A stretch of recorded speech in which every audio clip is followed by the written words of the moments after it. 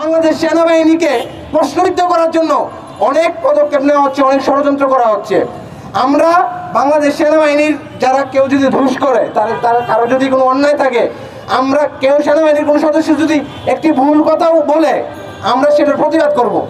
কিন্তু সেখানকার নিরাপত্তা, সেখানকার স্বাধীনতা, সার্বভৌমত্বের জন্য যারা দেশপ্রেমের তাগিদে সেখানে নিয়োজিত আছে, তাদের গায়ে হাত তুলবেন, তাদেরকে আপনারা রক্তাক্ত করবেন, এটা আমরা বাংলাদেশের নাগরিকরা কখনো মেনে নেব না। আমরা বাংলাদেশের নাগরিকরা আমরা সবাই মিলেমিশে বসবাস করতে চাই, কিন্তু এটাকে বাধাগ্রস্ত করতে চাই কিছু বিচ্ছিন্নতাবাদী গ্রুপ, কিছু দেশদ্রোহী, কিছু স্বাধীনতার সার্বভৌম বিরোধী লোক। এই স্বাধীনতা এবং সার্বভৌমত্ব বিরোধী যারা, তারাই দেখবেন বিভিন্ন সময় যে বিষয়গুলোতে আসলে মতপার্থক্য আছে, যে বিষয়গুলোতে দ্বন্দ্ব কেচাল আছে, এই ধরনের ইস্যুগুলো সামনে নিয়ে আসে, বলে তাদেরকে আদিবাসী স্বীকৃতি দিতে হবে, তাদেরকে বলে যে তাদেরকে সেখান থেকে বাঙালি সেটেলদেরকে হটাইতে হবে। বাঙালিরা নাকি সেখানে, আমি অত্যন্ত গভীর শ্রদ্ধার সাথে স্মরণ করছি আমাদের বাংলাদেশের সাবেক প্রেসিডেন্ট মেজর জিয়াউর রহমানকে।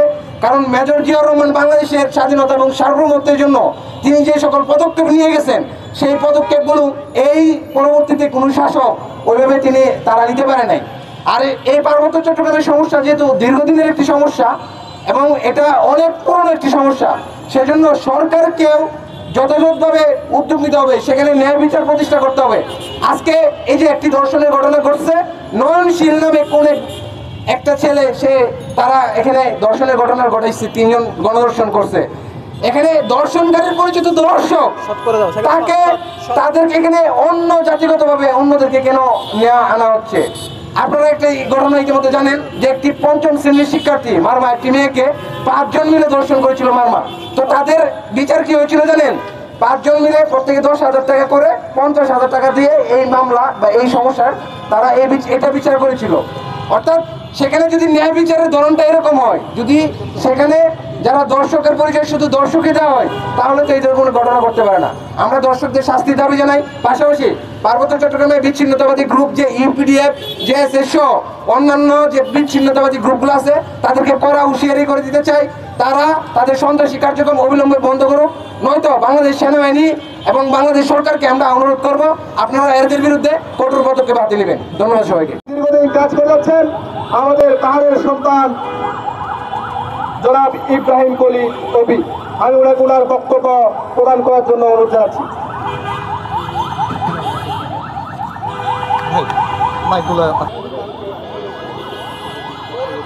আসসালামু আলাইকুম, ধন্যবাদ।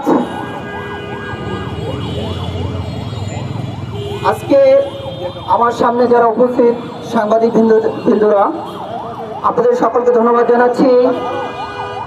আপনারা ইতিমধ্যে জেনেছেন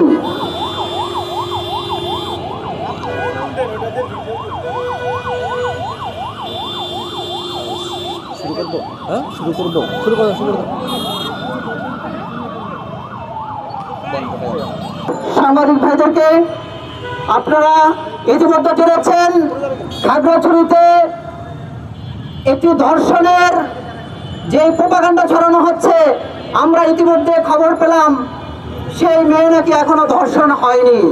এটা একটা পাহাড়ের বিশৃঙ্খলা তৈরি করার জন্য যারা উঠে পড়ে লেগেছেন, দীর্ঘদিন ধরে আপনারা দেখছেন পাহাড়ের বিভিন্নভাবে সেই 24-এর আন্দোলনের পরে পাহাড়ে বিচ্ছিন্নতাবাদীরা দীর্ঘদিন ধরে ইউপিডিএফ সশস্ত্র সংগঠন সন্ত্রাসীরা, তারা বিচ্ছিন্নতাবাদী, তারা পার্বত্য চট্টগ্রামে বিভিন্ন সময় উস্কে দিয়ে সাধারণ জনগণকে রাস্তায় নামিয়ে মিথ্যা প্রোপাগান্ডা ছড়িয়ে দেশকে অরাজকতা সৃষ্টি করার চেষ্টা করছে।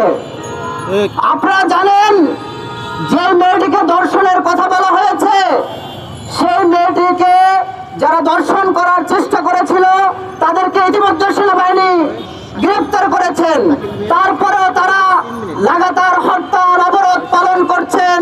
আমরা এতে করে মনে করছি তারা দেশকে অরাজকতা সৃষ্টি করতে চাচ্ছেন। পাহাড়ের মধ্যে যে শান্তি শৃঙ্খলা রয়েছে সেটাকে তারা নির্মূল করতে চাচ্ছেন। আমরা দর্শকের পক্ষে নই, আমরাও দর্শকের শাস্তি চাই। তবে প্রকৃতপক্ষে দর্শক যারা, তাদেরকে খুঁজে খুঁজে বের করে তাদেরকে বিচারের আওতায় আনতে হবে। কিন্তু এই ইউপিডিএফ সশস্ত্র সংগঠন তারা ইতিমধ্যে সেখানে সেনাবাহিনীর উপরে হামলা করেছে, টহলকৃত গাড়িকে তারা জ্বালিয়ে পুড়িয়ে দিয়েছে, ডিল ছুড়ে মেরেছে। আজকে আপনারা দেখেছেন